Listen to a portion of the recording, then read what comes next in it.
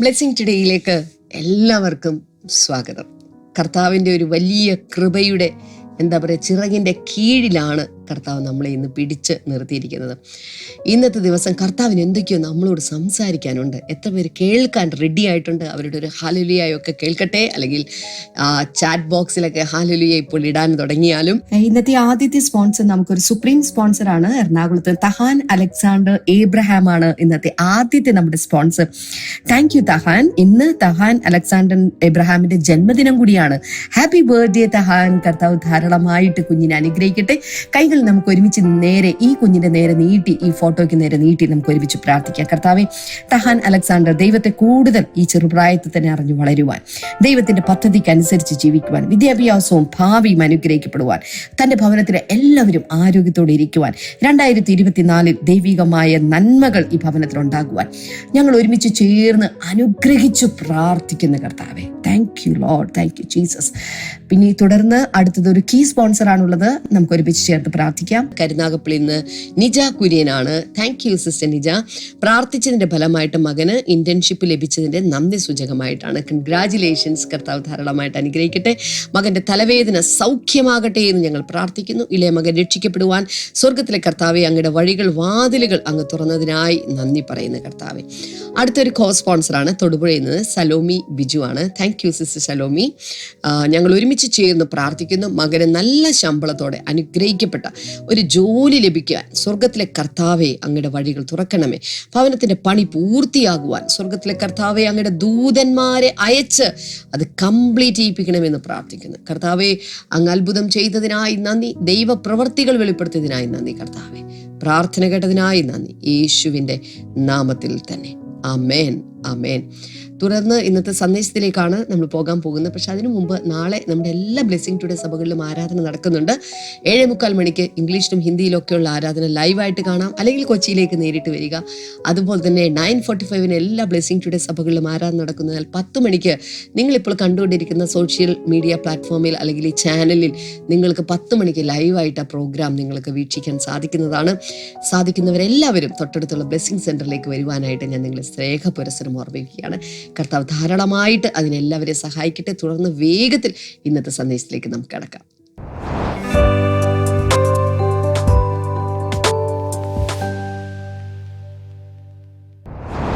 Welcome back. എങ്ങനെയുണ്ട് കാര്യങ്ങളൊക്കെ? കഴിഞ്ഞ ദിവസങ്ങളിൽ കേട്ട വചനങ്ങളൊക്കെ കുറിച്ച് വെച്ചു, അത് വീണ്ടും ധ്യാനിച്ചു, മറ്റുള്ളവർക്ക് കൊടുത്തോ.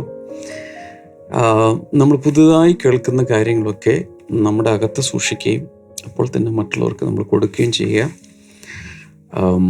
കർത്താവ് ഒരിക്കലും ഇങ്ങനെ പറഞ്ഞു, നിങ്ങളെ വിലപ്പെട്ടതൊന്നും നായ്ക്കളുടെ മുമ്പിലും പന്നികളുടെ മുമ്പിലും ഇടരുത്, കാരണം അത് വില പിടിച്ചതാണ്. അവരത് ചവിട്ടിക്കളയുകയും തിരിഞ്ഞ് നിങ്ങളെ ആക്രമിക്കുകയും ചെയ്യും. കർത്താവിൽ നിന്നും നമുക്ക് ലഭിക്കുന്ന വിലയേറിയ കാര്യങ്ങൾ, ബൈബിളിൽ ഇങ്ങനെ ഒരു വചനമുണ്ട്, ജ്ഞാനത്തിൻ്റെ വില മുത്തുകളേക്കാൾ ഏറും. Wisdom is more precious than rubies. Ruby അറിയാലോ, വളരെ വിലപിടിച്ച കല്ലാണ്, ചുവന്ന കല്ല് അല്ലേ? അതിനേക്കാൾ വിലപ്പെട്ടതാണ് വിസ്ഡം. 1 കൊരിന്ത്യർ 3-ാം അധ്യായം 10 മുതൽ 17 വരെയുള്ള ഭാഗങ്ങളാണ് ഈ ദിവസങ്ങളിലൊക്കെ നമ്മൾ ചിന്തിച്ചുകൊണ്ടിരിക്കുന്നത്. ഒത്തിരി പേർക്കും വായിച്ചാൽ കൃത്യമായി മനസ്സിലാകാത്ത ഒരു ഭാഗമാണിത്. പലരും അതിനെക്കുറിച്ച് ഒത്തിരി തെറ്റിദ്ധാരണകളുണ്ട് അവരുടെ ജീവിതത്തിൽ. ഞാൻ കഴിഞ്ഞ ദിവസമൊക്കെ പറഞ്ഞ പോലെ, ചിലർ വിചാരിക്കുന്ന മരണശേഷം എന്തോ പേർഗേറ്ററി പോലെ തീയിൽ കൊണ്ടുപോയിടുകയും ഒക്കെ ചെയ്യുന്ന കാര്യം. അതിനെക്കുറിച്ചൊന്നുമല്ല അത് പറയുന്നത്. ഇവിടെ പറയുന്നത്, പൗലോസ് തന്നെ പറയുന്നു, ഞാനൊരു ജ്ഞാനമുള്ള ഒരു പ്രധാന പണിക്കാരനായി, കെട്ടിട നിർമ്മാതാവായി ഞാനിത് ഒരു അടിസ്ഥാനം ഇടുകയാണ്. ആ അടിസ്ഥാനം ക്രിസ്തുവാണ്. ഞാനിടുന്നെങ്കിലും യുഗങ്ങൾക്ക് മുമ്പ് അനാദികാലത്ത് തന്നെ പിതാവ് ശോധന ചെയ്തതും തിരഞ്ഞെടുക്കപ്പെട്ടതുമായ ഒരു കല്ലായി ക്രിസ്തുവിനെ ഇട്ട് കഴിഞ്ഞു. അവൻ യുഗങ്ങളുടെ പാറയാണ്.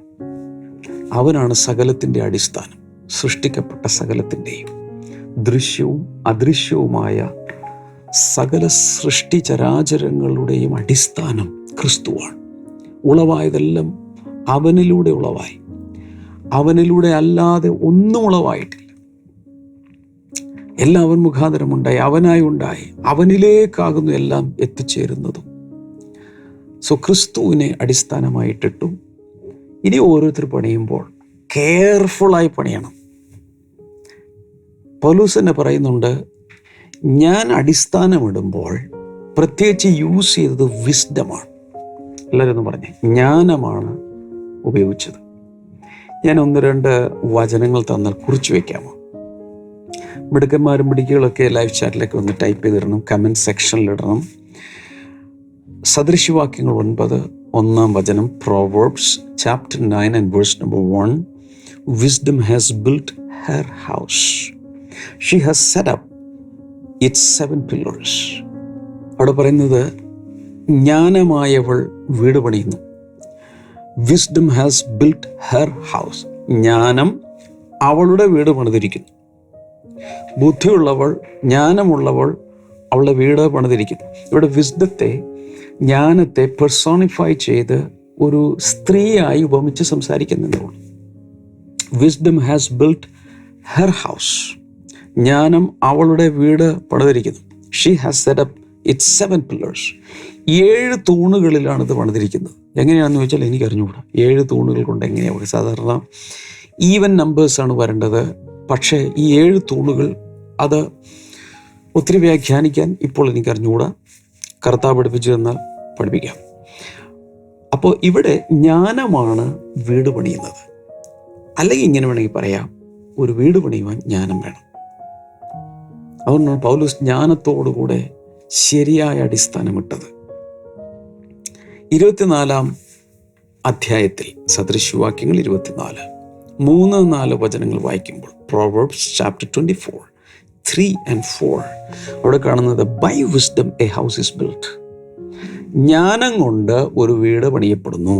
By wisdom a house is built and through understanding it is established. Understanding, വിവേകം എന്നാണ് സാധാരണ ട്രാൻസ്ലേറ്റ് ചെയ്യപ്പെടുന്നത്. By wisdom a house is built. ജ്ഞാനം കൊണ്ട് ഒരു വീട് പണിയുന്നു. Through understanding it is established. വിവേകത്തിലൂടെ അത് സ്ഥാപിക്കപ്പെടുന്നു. Through knowledge its rooms are filled with rare and beautiful treasures. എന്നാൽ പരിജ്ഞാനത്തിലൂടെ അതിൻ്റെ മുറികളിലെല്ലാം filled with rare and beautiful treasures, വളരെ അപൂർവമായ മനോഹരമായ ട്രഷേഴ്സ് കൊണ്ട് അത് നിറഞ്ഞിരിക്കുന്നു. എനിക്കും ഇത് വ്യാഖ്യാനിക്കാൻ ഒത്തിരി ഒന്നും അറിഞ്ഞുകൂടാ, ഉള്ളതൊക്കെ പറഞ്ഞു തരാം. ഇവിടെ പറയുന്നതനുസരിച്ച് ഇത് ഫാമിലി ലൈഫിനെ കണക്ട് ചെയ്ത് പറയാം, അല്ലേ? കുടുംബജീവിതത്തെക്കുറിച്ച് ഇത് പറയാം. അല്ലാതെ തന്നെയുള്ള പണികളെക്കുറിച്ച് പറയാം. നമ്മൾ തുടങ്ങിയത് നമ്മുടെ ജീവിതമാകുന്ന പണിയെക്കുറിച്ച്, ജീവിതത്തിൻ്റെ പണി, the construction or the building of our own life, the building of the temple, ഇതിനെക്കുറിച്ചൊക്കെയാണ് നമ്മൾ ചിന്തിക്കുന്നത്. പക്ഷെ ഇവിടെ പറയുന്നത് ഈ ജ്ഞാനമുള്ളവളാണ് വീട് പണിയുന്നത്. ജ്ഞാനമില്ലാത്തൊരു വീട് ഉള്ളത് കൂടി പൊളിച്ചോളയും, എല്ലാവർക്കും അറിയാം. അപ്പം അതിൽ ഉപയോഗിച്ചിരിക്കുന്ന 3 വാക്കുകൾ, 1 വിസ്ഡം, 2 അണ്ടർസ്റ്റാൻഡിങ്, 3 നോളജ്. ഇത് 3മാണ്. അതിൻ്റെ റിവേഴ്സ് ഓർഡറിൽ നോളജ്, അണ്ടർസ്റ്റാൻഡിങ്, വിസ്ഡം, 3 കാര്യങ്ങളാണ്. ഞാനിത് പല പ്രാവശ്യം പറഞ്ഞിട്ടുണ്ട്. നോളജ് എന്ന് വെച്ചാൽ ഇൻഫർമേഷനാണ്, എന്തെങ്കിലും കാര്യത്തെക്കുറിച്ചുള്ള അറിവാണ്. ഇനി വിസ്ഡം എന്ന് പറയുന്നത് പ്രാക്ടിക്കൽ നോളജാണ്. പ്രായോഗികമായി അതെങ്ങനെ ചെയ്യാം. ഒത്തിരി പേര് അക്കാഡമിക്സിൽ, തിയറി ലൈനിൽ ഒത്തിരി പേര് വളരെ എക്സ്പേർട്ടായിരിക്കാം, ഒത്തിരി അറിവുണ്ട്. പക്ഷേ ഇത് ജീവിതത്തിൽ അത് കൊണ്ടുവരാൻ കുറേ അറിയാത്ത ഒത്തിരി പേരുണ്ട്. ഭയങ്കര നോളജബിൾ ആയിട്ടുള്ള ആൾ, പക്ഷെ പ്രാക്ടിക്കൽ ലൈഫിലില്ല. അങ്ങനെ വരാം. അതെന്തുകൊണ്ടെന്ന് വെച്ചാൽ നോളജ് ഉണ്ട്, വിസ്ഡം ഇല്ല. പറയുന്നത് മനസ്സിലാകുന്നുണ്ടോ? ചിലരെ കുറിച്ച് റാങ്ക് ഹോൾഡേഴ്സാണ്, അവർ 1ാം റാങ്കാണ്. പക്ഷേ ടീച്ചിങ് പ്രൊഫഷനിലേക്ക് വരുമ്പോൾ അവർക്ക് കമ്മ്യൂണിക്കേറ്റീവ് സ്കില്ലില്ലാത്തത് കൊണ്ട് എന്ത് സംഭവിക്കുന്നു? ഇതൊക്കെ തലയിലുണ്ടെങ്കിലും കുട്ടികളെ അങ്ങ് പറഞ്ഞു ഫലിപ്പിക്കാൻ കഴിയുന്നില്ല, അല്ലെങ്കിൽ സ്വന്തം ജീവിതത്തിൽ അറിവ് പ്രയോജനപ്പെടുത്താൻ കഴിയുന്നില്ല. ഇതിൻ്റെ രണ്ടിൻ്റെ ഇടയിൽ, അതായത് നോളജിൻ്റെയും വിസ്ഡത്തിൻ്റെയും ഇടയിൽ നിൽക്കുന്ന ഒരു ബ്രിഡ്ജാണ് അണ്ടർസ്റ്റാൻഡിങ്. Understanding means comprehension. തിയറിയിൽ പറഞ്ഞത് knowledge is theoretical, wisdom is practical. അപ്പം ഈ ജ്ഞാനം നമുക്ക് കിട്ടി, പരിജ്ഞാനം, നോളജ്, അറിവുണ്ട്, അത് സൈദ്ധാന്തികമാണ്, അല്ലെങ്കിൽ തത്വങ്ങൾ അറിയാം. എന്നാൽ ജീവിതത്തിൽ ഉദാഹരണത്തിന് സാമ്പത്തിക ശാസ്ത്ര വിദഗ്ധനാണ്, പക്ഷെ പോക്കറ്റിൽ കാശില്ല, പേഴ്സിൽ കാശില്ല, ബാങ്കിലും കാശില്ല, പാട്ടണിയാണ്. എങ്ങനെ ഇരിക്കും? സാമ്പത്തിക ശാസ്ത്ര വിദഗ്ധനാണ്, ഫൈനാൻഷ്യൽ എക്സ്പേർട്ടാണ്, എല്ലാവർക്കും കാര്യങ്ങളൊക്കെ ഉപദേശിക്കാനൊക്കെ ഭയങ്കര സമർത്ഥനാണ്, പക്ഷെ സ്വന്തം ജീവിതത്തിൽ പാപ്പരാണ്. അവസ്ഥ എന്തായിരിക്കും? അതിന് കാരണം നോളജ് ഉണ്ട്, വിസ്ഡം ഇല്ല. അതിൻ്റെ കാരണം എന്താണ്? അണ്ടർസ്റ്റാൻഡിങ് ഇല്ല. തിയറിയിൽ കാണുന്നത് പ്രാക്ടിക്കൽ ജീവിതത്തിലേക്ക് ട്രാൻസ്ലേറ്റ് ചെയ്യാൻ പറ്റിയ കോംപ്രിഹെൻഷനോ പ്രായോഗിക പരിജ്ഞാനമോ ഇല്ലാതെ പോയി. സോ ഇത് മൂന്നുമുള്ളവർക്കാണ് പ്രായോഗികമായി വിജയകരമായി ജീവിതം മുന്നിലേക്ക് കൊണ്ടുപോകാൻ സാധിക്കുന്നത്. എല്ലാവരും ഒന്ന് ടൈപ്പ് ചെയ്തിട്ടേ: നോളജ്, അണ്ടർസ്റ്റാൻഡിങ്, വിസ്ഡം. പരിജ്ഞാനം, വിവേകം, ജ്ഞാനം. ടൈപ്പ് ചെയ്തിടുക. പരിജ്ഞാനം, വിവേകം, ജ്ഞാനം. എഴുതി വെക്കുക, ടൈപ്പ് ചെയ്തിടുക. ഇത് മൂന്നും വേണം. പ്രാർത്ഥിച്ചപ്പോൾ തന്നെ കർത്താവേ ഇത് മൂന്നും കൊണ്ടുതന്നെ നിറയ്ക്കണമേ. അപ്പോഴാണ് ശരിയായ രീതിയിൽ ജീവിതത്തെ പണിതുയർത്താൻ നമുക്ക് സാധിക്കുന്നത്. സദൃശവാക്യങ്ങൾ മുഴുവൻ ഈ മൂന്ന് കാര്യങ്ങൾ വീണ്ടും വീണ്ടും ആവർത്തിച്ച് അതിൻ്റെ പ്രാധാന്യത്തെക്കുറിച്ച് നിങ്ങൾ എന്തെങ്കിലും ചേസ് ചെയ്യുന്നെങ്കിൽ, ഫോളോ ചെയ്യുന്നെങ്കിൽ, എന്തെങ്കിലും വേണമെന്ന് ഉദ്ദേശിക്കുകയാണെങ്കിൽ, നേടിയെടുക്കാൻ ആഗ്രഹിക്കുന്നെങ്കിൽ ജ്ഞാനം തേടുക. അത്രത്തോളം വിലപ്പെട്ടതാണ്. യഹോഭക്തി ജ്ഞാനത്തിൻ്റെ ആരംഭമാണ്. ഇങ്ങനെയുള്ള ഒത്തിരി കാര്യങ്ങൾ അതിനകത്ത് പറയുന്നുണ്ട്. അതിൽ പ്രധാന കാര്യങ്ങളും പറഞ്ഞിരിക്കുന്നത് ജ്ഞാനികളിൽ ജ്ഞാനി, the wisest man on earth എന്നറിയപ്പെടുന്ന സോളമനാണ്. എനിവേ, അപ്പോൾ ജ്ഞാനമുണ്ടെങ്കിലാണ് ഫ്യൂച്ചറിലേക്ക് നല്ല രീതിയിൽ ജീവിതത്തെ, പ്രത്യേകിച്ച് ഈ വർഷം നല്ല രീതിയിൽ ജീവിതത്തിന് ഫൗണ്ടേഷനോടുകൂടെ നല്ലൊരു പണി നടക്കണം. അതിന് വേണ്ടിയിട്ടാണ് ഞാൻ ഈ എല്ലാ ദിവസവും ഇരുന്നത് പറയുന്നത്. ഓക്കെ, ഇനി ലൂക്കോസിൻ്റെ സുവിശേഷം 6-ാം അധ്യായത്തിൽ 46 മുതൽ 49 വരെയുള്ള വചനഭാഗം എടുക്കാം. ലൂക്കോസ് 6:46 മുതൽ 49 വരെ. അവിടെ കാണുന്നത് കർത്താവ് തന്നെ ചോദിക്കുന്നൊരു ഭാഗമാണ്. അത് മൊത്തം വായിക്കണമെന്നില്ല. കർത്താവ് ചോദിക്കുക, എന്തിനാ നിങ്ങളെല്ലാവരും കൂടി കർത്താവേ കർത്താവേ എന്ന് പറഞ്ഞുകൊണ്ട് എൻ്റെ പുറകെ വരികയും ഞാൻ പറയുന്നത് നിങ്ങൾ ചെയ്യുന്നുമില്ല? അതിൻ്റെ അർത്ഥം കർത്താവേ കർത്താവേ എന്ന് വിളിച്ചുകൊണ്ട് നിങ്ങൾ വചനമൊക്കെ കേൾക്കുന്നെങ്കിലും നിങ്ങളുടെ ലൈഫിൽ ആ വചനമനുസരിച്ചല്ല പ്രവർത്തിക്കുന്നത്. 47-ാമത്തെ വചനം നോക്കുക. As for everyone who comes to me and hears my words and puts them into practice, I will show you what they are like. അവിടെ പറയുന്നത്, എൻ്റെ അടുക്കൽ വന്നിട്ട് വചനം കേട്ട് ചെയ്യുന്നവൻ, അനുസരിക്കുന്നവൻ എങ്ങനെയുള്ളവനെന്ന് കാണിച്ചു തരാം. 48, they are like a man building a house. കണ്ടോ, വീണ്ടും ഒരു പണിയാണ് വരുന്നത്. who dug down deep, ആഴത്തിൽ കുഴിച്ചു, ആദ്യത്തെ പരിപാടി, and laid the foundation on rock. ഒരു പാറയിലെത്തി, കുഴിച്ച് പാറയിലെത്തി, പാറയിൽ കൊണ്ടുപോയി അടിസ്ഥാനമിട്ടു. When a flood came, the torrent struck that house, but could not shake it because it was well built. അവിടെ വെള്ളപ്പൊക്കമുണ്ടായി, കാറ്റും മഴയെല്ലാം പേമാരിയെല്ലാം പെയ്തിട്ട് it was unshakable. കഴിഞ്ഞ ദിവസം അവിടെ തുടങ്ങിയത് unshakable kind of construction, unshakable life. അത് കുലുങ്ങിപ്പോയില്ല. കാരണം പാറയിൽ അടിസ്ഥാനം. പറഞ്ഞേ, പാറയിൽ അടിസ്ഥാനം. ടൈപ്പ് ചെയ്തിട്ടേ ലൈവ് ചാറ്റിലിടാമോ? പാറമേൽ അടിസ്ഥാനം. 49, but the one who hears my words and does not put them into practice is like a man who built a house on the ground without a foundation. എന്നാൽ അടിസ്ഥാനമില്ലാതെ മണ്ണിൽ അടുത്തൊരാള്, രണ്ടുപേർ നമ്മൾ കമ്പാരിസണാണ്.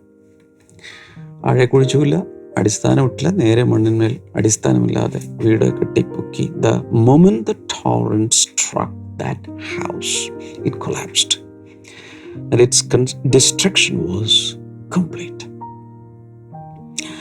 വെള്ളപ്പൊക്കം ഉണ്ടായി, പേമാരി, ഇതെല്ലാം കൂടി വന്നു കഴിഞ്ഞപ്പോഴേക്കും അത് തകർന്നു പോയി. ആ വീടിൻ്റെ തകർച്ച വലുതായിരുന്നു. വലിയൊരു നഷ്ടം, മൊത്തം നഷ്ടപ്പെട്ടു പോയി. മൊത്തം വീട്, ഒരു പീസ് പോലും കിട്ടിയില്ല. എല്ലാം പോയി, എല്ലാം ഒഴുകിപ്പോയി. അപ്പൊ ഇവിടെ പറയുന്നത് wise building is equal to what? ജ്ഞാനത്തോടെ പണിയാന്ന് പറഞ്ഞാൽ എന്താ ഇവിടെ ഉദ്ദേശിക്കുന്നത്? It is obeying the word. വചനം അനുസരിക്കുക, മറ്റൊന്നുമില്ല. Very simple. ഫൂളിഷ് ബിൽഡിംഗ് എന്ന് പറഞ്ഞാൽ എന്താണ് ഉദ്ദേശിക്കുന്നത്? It is disobeying the word. വചനം അനുസരിക്കാതിരിക്കുക. സിമ്പിൾ പരിപാടി, സിമ്പിൾ. ഇതിൽ കൂടുതൽ ഇനി ലളിതമാക്കി പറയേണ്ട ആവശ്യമുണ്ടോ? എല്ലാവർക്കും, കുഞ്ഞുങ്ങൾക്ക് പോലും മനസ്സിലാകുന്ന ഭാഷയിലാണ് ഞാൻ പറഞ്ഞത്. കയ്യിൽ ബൈബിളുണ്ടോ? കയ്യിലില്ല ബൈബിള്. പക്ഷേ ഇപ്പം ഞാൻ കൊണ്ടുനടക്കാറില്ല.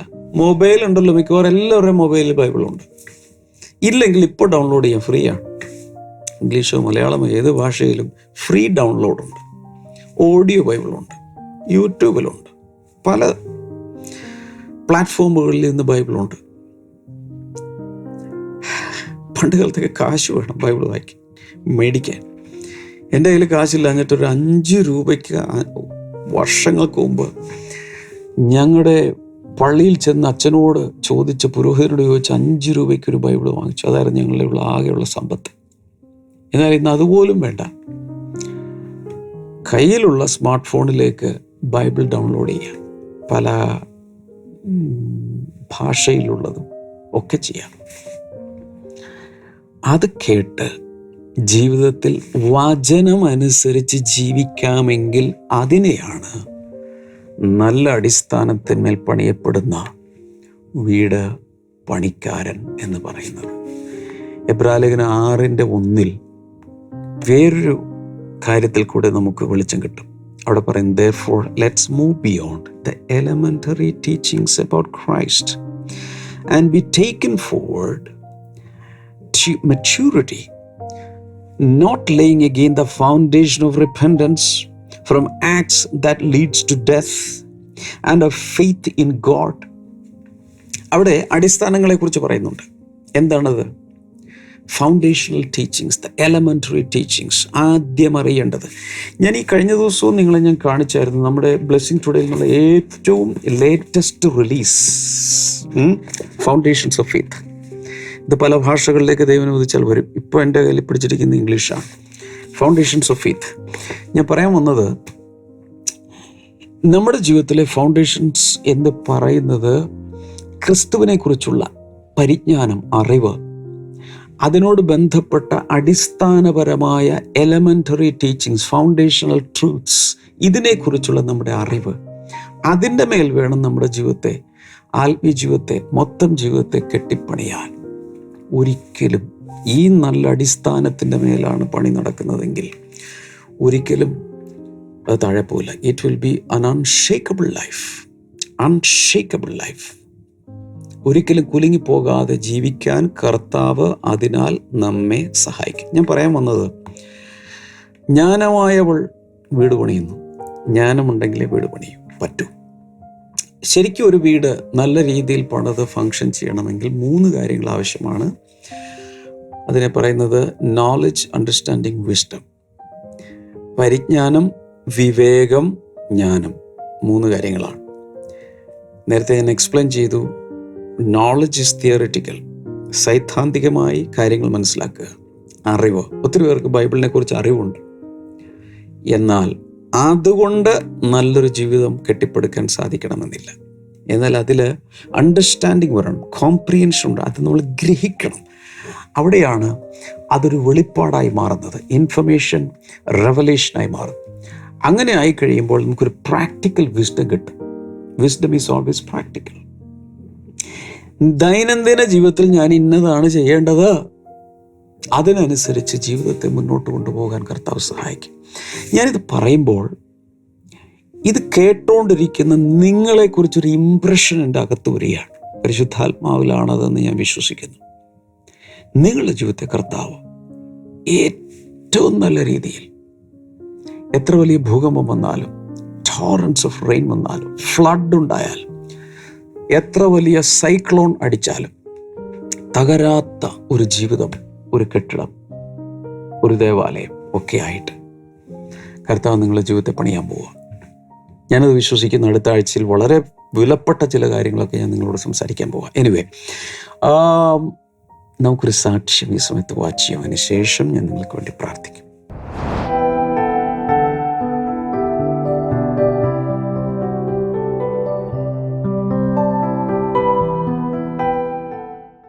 സഹോദര പേര് ജൂബി എന്നാണ്. താൻ മാവേലിക്കരയിൽ നിന്നാണ് താൻ വരുന്നത്. 2004 തൻ്റെ വിവാഹം കഴിഞ്ഞു. നീണ്ട 13 വർഷങ്ങൾ ഇവർക്ക് കുഞ്ഞുങ്ങളുണ്ടായിരുന്നില്ല. 13 വർഷങ്ങൾ. അതിന് ഒത്തിരി ട്രീറ്റ്മെൻറ്റുകൾ, അവർക്ക് എത്ര ഹോസ്പിറ്റലിൽ പോയെന്ന് ആ സിസ്റ്ററിന് തന്നെ അറിയില്ല. അത്രത്തോളം ഹോസ്പിറ്റലുകൾ ഇവർ കയറി ഇറങ്ങി. അപ്പോഴും നല്ലൊരു പ്രതികരണം ഉണ്ടായിരുന്നില്ല, നല്ലൊരു റിസൾട്ട് ഉണ്ടായിരുന്നില്ല ട്രീറ്റ്മെൻറ്റിനൊന്നും. അങ്ങനെ ഇരിക്കുമ്പോഴാണ് 2016 ജൂലൈ മാസം 2-ാം തീയതി ഷാലോം ഓഡിറ്റോറിയത്തിൽ വെച്ച്, തിരുവല്ലയിൽ വെച്ച് ഇതുപോലെ നമ്മുടെ ഒരു മീറ്റിംഗ് നടന്നിരുന്നു. ഒരു ബ്ലെസ്സിംഗ് ഫെസ്റ്റിവൽ നടന്നിരുന്നു 2016 ജൂലൈ മാസം 2-ാം തീയതി. അതിൽ താൻ വന്ന് പങ്കെടുത്തു. മാത്രമല്ല, താൻ അവിടെ വെച്ചൊരു പ്രേയർ ഡയറി താൻ വാങ്ങിച്ചു. ആ പ്രേയർ ഡയറിയിൽ പ്രാർത്ഥന വിഷയങ്ങൾ എഴുതാനുള്ള കുറച്ച് പേജുകളുണ്ട്. അവിടെ താൻ വ്യക്തമായി അതിൽ എഴുതി വെച്ചിട്ടുണ്ട്. നോക്കിയാൽ കാണാൻ പറ്റും. തനിക്കൊരു കുഞ്ഞിന് വേണ്ടി താൻ പ്രാർത്ഥിച്ച് താൻ അത് എഴുതി വെച്ചിട്ടുണ്ട്. താനിത് പ്രാർത്ഥിച്ച് എഴുതി വെച്ച് ഏകദേശം 1 മാസം കഴിഞ്ഞപ്പോൾ താൻ ക്യാരിയിങ് ആയി. 13 വർഷത്തിന് ശേഷം സിസ്റ്റർ ഇതിൽ എഴുതിയിരിക്കുന്നത്, ഈ ബ്ലെസ്സിങ് സെൻറ്ററിൽ പങ്കെടുക്കുവാൻ എനിക്ക് ലഭിച്ച കൃപയോർത്ത് ഞാൻ ദൈവത്തെ സ്തുതിക്കുന്നു. അവിടുന്ന് കേട്ട സാക്ഷ്യങ്ങൾ എൻ്റെ ജീവിതത്തിലും ഒരത്ഭുതം നടക്കുവാൻ അവിടുന്ന് ഇടയാക്കണമേ. ആ സിസ്റ്റർ എഴുതി വച്ചിരിക്കുക. ഞാൻ തുടങ്ങിയ സമയം തുടങ്ങി ഞാൻ പറഞ്ഞല്ലോ, ഈ കേൾക്കുന്ന സാക്ഷ്യങ്ങൾ വിശ്വസിക്കുന്നവർക്ക് നിങ്ങളുടെ ജീവിതത്തിൽ സ്വീകരിക്കുവാനായിട്ട് കഴിയും. അവിടെ 1-ാമത്തെ സാക്ഷ്യം പറഞ്ഞ സിസ്റ്ററിന് 33 വയസ്സായപ്പോൾ കല്യാണം കഴിഞ്ഞു. അവരുടെ ഹസ്ബൻഡിന് 40. എന്നാൽ അവർക്ക് ഈ പ്രായത്തിൽ കുട്ടികൾ ഉണ്ടാകുവാൻ ബുദ്ധിമുട്ടാണെന്ന് പറഞ്ഞ് അവർ വളരെ വിഷമിച്ചു. എന്നാൽ അവർ പരിപൂർണമായി ദൈവസന്നിധിയിൽ ഏൽപ്പിച്ച് പ്രാർത്ഥിച്ചു. അവർക്ക് അനുഗ്രഹമായി ഒരു പെൺകുഞ്ഞിനെ നൽകി ദൈവം അനുഗ്രഹിച്ചു. അതായത് ഈ സിസ്റ്റർ തിരുവല്ലയിലെ നമ്മുടെ ബ്ലെസ്സിംഗ് ഫെസ്റ്റിവലിൽ ചെന്നപ്പോൾ അവിടെ കേട്ട ഒരു സാക്ഷ്യം അതുപോലെ എഴുതി വെച്ചിരിക്കുകയാണ്. ആ വിശ്വാസം പറഞ്ഞ് താൻ എഴുതി വെച്ചിരിക്കുകയാണ്. ഇതുപോലെ എൻ്റെ ജീവിതത്തിൽ ഒരത്ഭുതം നടക്കുവാൻ ദൈവം ഇടയാക്കണമേ. ഞങ്ങൾക്ക് 2 പേർക്കും പ്രായം കൂടുന്നു, എന്നാൽ എൻ്റെ പ്രാർത്ഥനയ്ക്ക് മറുപടി തരും എന്ന് ഞാൻ വിശ്വസിക്കുന്നു. ദൈവമേ, ഈ വർഷം തന്നെ എനിക്ക് ആയുസ്സും ആരോഗ്യവും ബുദ്ധിയും ഉള്ള ഒരു കുഞ്ഞിനെ തരണമേ എന്ന് അപേക്ഷിക്കുന്നു. അടിയങ്ങളുടെ ശരീരത്തിലെ കുറവുകളും കുറ്റങ്ങളും ക്ഷമിക്കണമേ.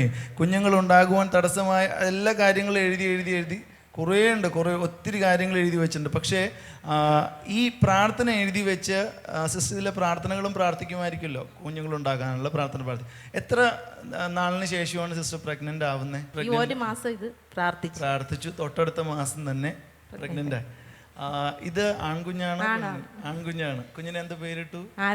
13 വർഷത്തിന് ശേഷം കർത്താവ് കൊടുത്ത കുഞ്ഞിനെയും കയ്യിൽ പിടിച്ച് അബുദാബിന് ഇടയ്ക്ക് ഇങ്ങനെ പറയാറുണ്ട്, നിങ്ങൾ ഏതൊരു കാര്യം ഒരു അത്ഭുതം നടക്കണമെന്ന് ആഗ്രഹിച്ചു പ്രാർത്ഥിക്കുന്നു, നിങ്ങൾ വിശ്വാസത്തോടെ മനസ്സിൽ കാണണം. ഞാൻ പ്രാർത്ഥിച്ച അത്ഭുതത്തെ ചേർത്ത് പിടിച്ചുകൊണ്ട് നിൽക്കുന്നത് 13 വർഷം ഇവർ ആഗ്രഹിച്ച അത്ഭുതത്തെ ഇന്ന് ആ സഹോദരി ചേർത്ത് പിടിച്ച് നിൽക്കുകയാണ്. കുഞ്ഞുങ്ങൾ വേണമെന്ന് ആഗ്രഹിക്കുന്ന എത്ര പേരുണ്ട്? നിങ്ങളോ അല്ലെങ്കിൽ നിങ്ങളുടെ മക്കളോ ആരെങ്കിലും കുഞ്ഞുങ്ങൾ വേണമെന്ന് ആഗ്രഹിക്കുന്നു? സിസ്റ്റർ കൂടെ അവരുടെ നേരെ നിന്ന് കൈനീട്ടി വന്ന് അവർക്ക് വേണ്ടി ഒന്ന് പ്രാർത്ഥിച്ച. കർത്താവേ, ഞങ്ങൾ യേശുവിൻ്റെ നാമത്തിൽ ഇവർക്ക് വേണ്ടി പ്രാർത്ഥിക്കുകയാണ്. കർത്താവേ, ദൈവമേ, ഞങ്ങൾ വിശ്വസിക്കുന്നു അവിടുത്തെ വചനം പറയുന്നത് പോലെ മക്കൾ ദൈവത്തിൻ്റെ ദാനമാണ്. യേശുവിൻ്റെ നാമത്തിൽ കർത്താവേ, വൈദ്യശാസ്ത്രത്തിൻ്റെ ചികിത്സകൾക്കൊരു പരിധിയുണ്ട്, പക്ഷേ ഞങ്ങളുടെ കർത്താവിനൊരു പരിധിയുമില്ലാത്ത ദൈവമാണ്.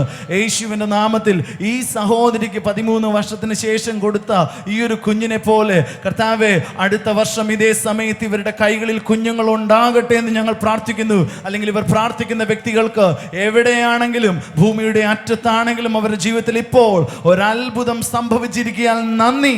ഞങ്ങൾ യേശുവിൻ്റെ നാമത്തിൽ കർത്താവേ ഞങ്ങൾ നന്ദി പറയുകയാണ്.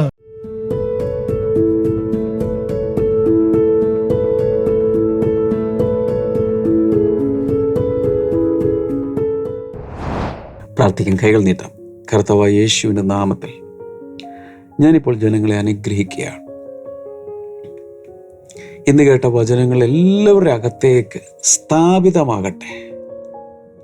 ഒരിക്കലും ആരാലും തകർക്കാൻ കഴിയാത്ത പൈശാചിക ശക്തികൾക്കോ മനുഷ്യർക്കോ ഇപ്പോഴുള്ളതിന് വരുവാനുള്ള ഒന്നിനും തകർക്കാൻ കഴിയാത്ത സ്ട്രോങ് ലൈഫ് ഉണ്ടാകാനായി പ്രാർത്ഥിക്കുന്നു. രോഗികൾ സൗഖ്യമാകട്ടെ. ചില അഡിക്ഷൻസ് യേശുവിൻ്റെ നാമത്തിൽ മാറിപ്പോകട്ടെ. ഡബിൾ മൈൻഡഡ്നെസ് യേശുവിൻ്റെ നാമത്തിൽ മാറിപ്പോകട്ടെ. ബൈബിള് വായിച്ചിട്ട് ഒട്ടും ഗ്രഹിക്കാൻ കഴിയാത്ത ചില വ്യക്തികളുടെ ബുദ്ധി കർത്താവ് തുറക്കുകയാണ്. സ്പിരിറ്റിനെ കർത്താവ് ഓപ്പൺ ചെയ്യുകയാണ്. കൈനീട്ടാമോ? യേശുവിൻ്റെ നാമത്തിൽ സംഭവിക്കട്ടെ. വായിക്കുന്നത് ഗ്രഹിക്കാനും വെളിപ്പാടായി മാറാനും ഇടയാക്കണമേ. പ്രാക്ടിക്കൽ വിസ്ഡം ഉണ്ടാകട്ടെ. നട്ടലിന് പ്രയാസമുള്ള ചിലരെ കർത്താവ് ഇപ്പോൾ സൗഖ്യമാക്കുന്നു. In the name of Jesus. Skin ഡിസീസുകൾ, അലർജികളും മാറിപ്പോട്ടെ. ഇന്ന് വരെ കുഞ്ഞുങ്ങളില്ല, ഒരിക്കൽ പോലും പ്രഗ്നൻ്റ് ആയിട്ടില്ല. കൈനീട്ടാമോ? യേശുവിൻ്റെ നാമത്തിൽ അങ്ങനെയുള്ള ഭാര്യമാർക്കായി ഞാൻ പ്രാർത്ഥിക്കുന്നു. അതെത്ര വർഷം പഴകിയതാണെങ്കിൽ കർത്താവിൻ്റെ അത്ഭുതം നടക്കട്ടെ. Thank you Jesus. കർത്താവ് അങ്ങനെ പ്രാർത്ഥന കേട്ടതിനായി നന്ദി. യേശുവിൻ്റെ നാമത്തിൽ ആമേൻ. നിങ്ങൾക്ക് പ്രാർത്ഥന വിഷയങ്ങൾ കാണും സ്ക്രീനിലെ നമ്പറിൽ നിങ്ങൾക്ക് വിളിക്കാം. ശുശ്രൂഷകർ നിങ്ങൾക്ക് വേണ്ടി പ്രാർത്ഥിക്കും. നാളെ സൺഡേ ഏതെങ്കിലും ഒരു ബ്ലെസ്സിംഗ് ടുഡേ ചർച്ചിൽ വന്ന് കർത്താവിനെ ആരാധിക്കുക.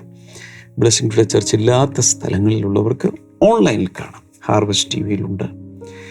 നമ്മുടെ വിവിധ പ്ലാറ്റ്ഫോമുകളിൽ ഫേസ്ബുക്ക്, അതുപോലെ യൂട്യൂബ്, നമ്മുടെ ബ്ലെസ്സിംഗ് ടുഡേ ആപ്ലിക്കേഷൻ, നമ്മുടെ വെബ്സൈറ്റ് തുടങ്ങി ഒത്തിരി പ്ലാറ്റ്ഫോമുകളിലുണ്ട്. വാച്ച് ചെയ്യുക. കർത്താവ് ഒത്തിരി നിങ്ങളെ അനുഗ്രഹിക്കട്ടെ. God bless you all. See you on Monday. By.